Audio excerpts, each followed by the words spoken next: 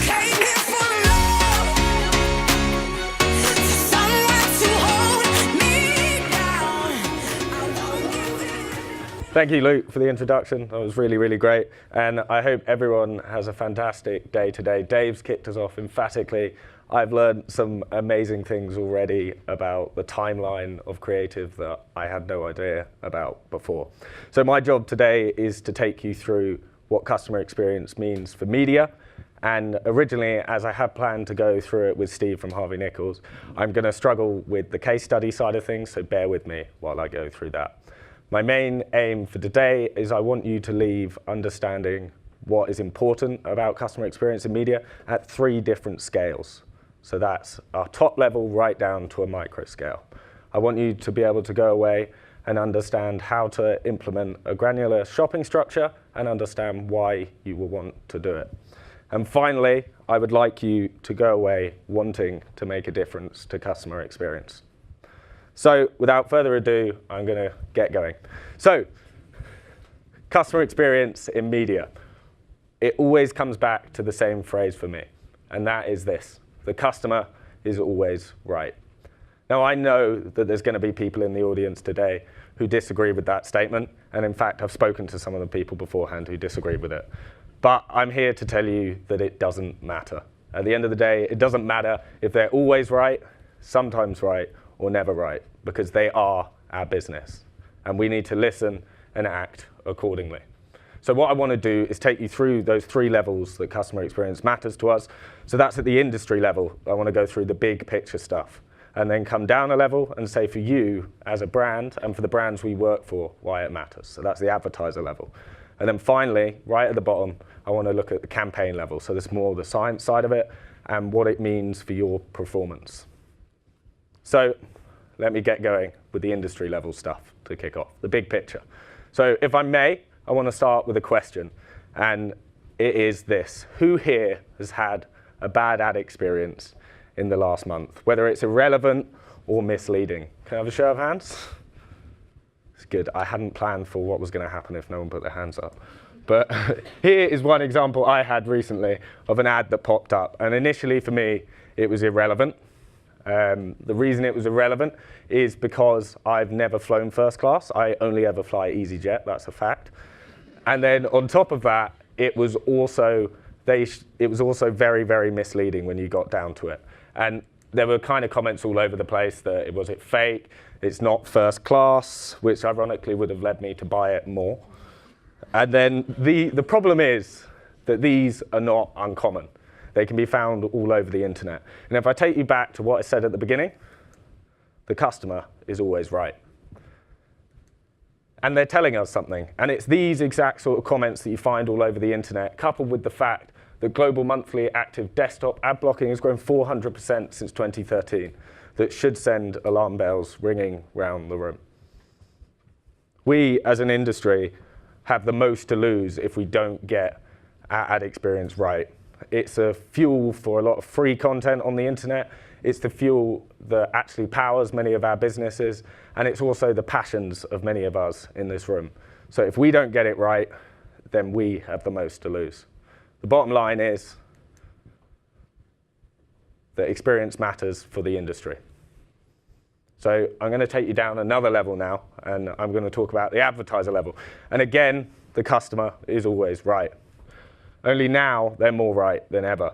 Now, I know that you probably all had conversations, probably in the last week, about attribution and whether you should attribute a sale to that media channel or whether you should attribute the sale to actual good customer experience that's built up over a long, long period of time through brand loyalty.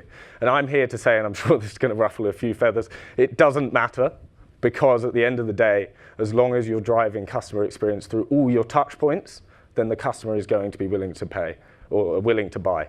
Just make sure that you're paying each channel an appropriate amount of money, otherwise it could run away with itself. So they are more right than ever. Why are they more right than ever? Well, they've got more power over our business than ever. They've got more chance to actually influence what we do than ever before. And this is down to 3 major things. Firstly, they have a wealth of choice. If you're not offering the ad experience that they want, then there will be someone else out there who is offering them that experience. Secondly, they have an ease of switching. Like never before can a person just switch from one company to another through the digital sphere, and they'll probably get a nice little incentive through an ad online when you're not appearing there. Finally, influence. Nowadays, one bad comment, one good comment can make or break any of your campaigns. So you need to make sure that you're getting those good comments and not those bad comments. Really, the bottom line is if we don't listen and give people the ad experience that they want and someone else does, then you will lose them. The bottom line, experience matters for your brand. So the final level I'm going to do, I promise this is the last time I do the customer is always right as well. It's not going to happen again, is campaign level. And what I'm going to do is I'm going to take you through what it means for your performance. So again, the customer is always right. Only now, you just need to find them. So here's the thing. It's like someone is always willing to buy from your brand, but finding them within budget can often be tough. And ad experience isn't just about being new and creative. I'm sorry, Dave, it's not all, but it mostly is. It's also about making sure that you are maximizing your performance with what you've got. So with the message being equal, how can you maximize your performance in your campaigns? So I guess the way that I like to think about it is that ads are a little bit like Marmite. Some people are going to love your message and other people are going to hate it. The only problem is that digital Marmite is even more complex than that, and it changes in space and in time. So to actually find that person who loves your ad and to convert them and ignore those people that are going to hate your message and not convert them, there's only one answer to it. And that is to be granular. You have to be as granular as possible in your campaign setup so you can maximize those people who are going to love your message. On top of this is breaking down silos. You need to find out who your partners are and make sure that you're working together with them to make sure that you can offer the best experience for the customer. You need to be integrating tech, AI, automation where possible to make your campaigns stronger than they were before. And this is all pinned together by strong analytics. You need to be able to analyze what you've done and make sure that you don't either make the same mistakes or you improve on what you've done. Really, at the end, experience matters for your campaigns. And this is because experience is directly proportional, proportional to customer experience. And this is really the key. You've heard the old saying, look after the pennies and the pounds will look after themselves. Well, it's really a case in customer experience that if we all look after our campaigns, then the industry can look after itself. So before I move on to a case study, I want to do this quote, and I love the quote. It has nothing to do with Ronald Reagan, but I love the quote, and it's, we can't help everyone, but we can help someone. And the reason I use it today is because even all of us in this room together, we do not have control over all the ads on the internet. But we all have control over one piece of the internet or one piece of the ad space. And we need to make sure that we're giving our customers the best experience on that bit of ad space and encourage others to do the same. So what I want to go through is a case study that was work that we've done with Harvey Nichols, and it's also a partnership we built up with Pitney Bowes over time that's allowed us to bring customer experience to a place and to the international space where we wouldn't have been able to do it before. So at this point, Steve would have come up, but I'm gonna wing it. So Harvey Nichols, they were obviously a very well-known brand in the UK, and they were looking to grow internationally. Now, they had a few issues in growing internationally, one of them being their brand name was much less well-known than it is in the UK. Obvious reasons, I'm sure that a lot of people have the same problem. On top of this, they had tried to do paid search ads internationally before and failed. And then on top of this, they also have a very, very small team, and it means that they lack the time and resource to actually put the money in. So this is the industry level challenge. On top of this, we were actually presented with a very unique challenge. They partner with a company called Pitney Bowes. And Pitney Bowes are a technology provider, and what they do for Harvey Nichols is they allow their site to be localized in every country, even where their pricing normally isn't. So if you go to the Harvey Nichols website in the UK, you're greeted with this, and it says £42. If you log on from anywhere else in the world, it will be automatically updated based on your current IP address, your FX, the live FX rate, and also any shipping costs or anything extra that need to be included.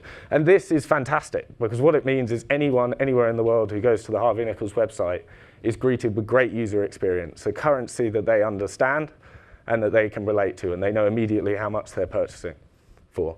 The problem that occurs here is because there's no live feeds in each country and it's all provided by an API, that you can't actually promote this through your media. You can't use it on Google Shopping. You can't use it through dynamic display ads or dynamic social. So we wanted to try and close the loop in on this. Finally, so this was us closing the loop. We're closing the loop here. We're actually bringing together the fact that Pitney Bowes have provided the technology and that Harvey Nichols have got this great website, well-known brand, and we were closing the loop to provide them with media. And on top of this, we also wanted to overcome these universal Google Shopping issues, which were, if you have got a site that regularly changes its stock, you tend to rely on this everything else group inside your Google Shopping campaigns, which is kind of like a net, it's a bucket that catches any of the leftover products. And if you rely on this, you can't actually analyze your campaigns properly, and you also can't bid granularly down at an individual product level. So also doing this, what people tend to do is bid over a lot of products with one bid. This leads to you showing old stock, tend to show the cheapest product, and you're also not going to show your top performing products. And the final thing that we wanted to overcome was we wanted to get back control of search terms. Google Shopping doesn't give you keywords, which means that you don't always have a chance to actually control your search terms in the same way that you do with paid search ads. So to recap, we wanted to overcome the industry challenges Harvey Nichols had by expanding out internationally at a cost-effective way. We wanted to do it and achieve and overcome this unique challenge presented by the way that their site functioned, and we also wanted to do it and overcome all of these challenges in Google Shopping. So, our solution. We ran it internationally on a performance model, a fixed CPA. So that meant for them, it was risk-free. We fronted all the media spend, so there was no worry about us going out and retesting Google Shopping and paid search where it hadn't worked before. On top of that, our partnership with Pitney Bowes allowed us to plug into their API and actually regenerate all the shopping feeds live in real time, really often in the day, and push it back out to Google Merchant Center and out to Facebook and other media sources. So we were now offering the customer the same experience they have on site in their ads, in all of their dynamic ads around the internet. Finally, we plugged this into our Google Shopping engine, and our Google Shopping engine has one sole purpose, and that purpose is to drive campaigns granularly at scale. And the way it works in a nutshell is this.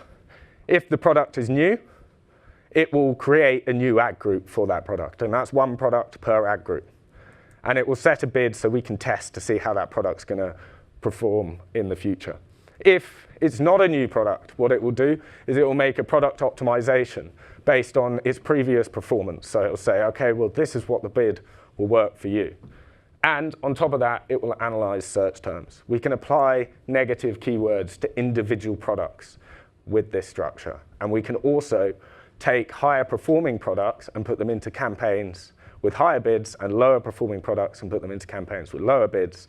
And what it means is that ultimately we have an optimal bid for each search term and product combination where other people wouldn't be able to do that before. We overlay this with our audience strategies, granular audience strategies, to build you a whole granular picture of running Harvey Nichols Shopping end to end. Essentially, we'd overcome all the challenges we wanted to, and the results spoke for themselves. We delivered it risk-free at an ROI of over 1,000%, increased international revenue by 420%. And half of them were new users. And we did this just by looking at what we've got, looking at our partnerships and the technology we had, and saying, how can we improve the customer experience here to make sure that we can run this campaign at scale for them internationally. But the thing is that everyone else needs to go away and do it to their own campaigns. Otherwise, it won't work. So the customer is right. And we all need to make sure that we're hitting the right person in the right place at the right time with the right message and even the right price. You need to go away and you need to be granular. You need to make sure that where possible, you're doing new and creative things to your campaigns so you can stand out from the rest of the crowd. You need to be inventive. If you spot an opportunity with a partner, you spot an opportunity with a piece in technology, or you spot an opportunity to work with other channels, then make sure you seize it.